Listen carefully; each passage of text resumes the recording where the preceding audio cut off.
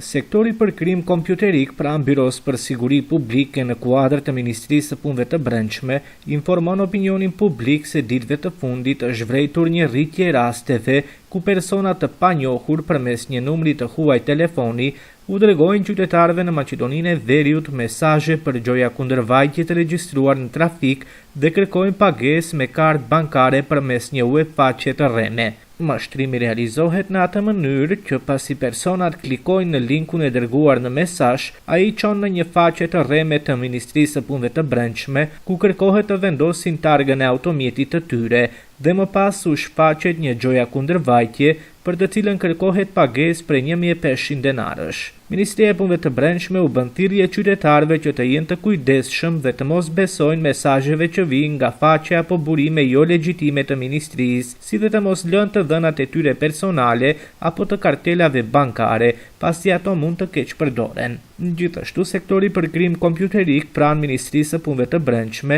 u bën thirrje qytetarëve dhe subjekteve juridike që të mos hapin lidhje të dyshimta dhe dokumente të bashkangjitura në mesazhe që nuk vijnë nga dërgues të verifikuar dhe të njohur për ta, me qëllim që të mos bien pre mashtrimeve të këtij lloji.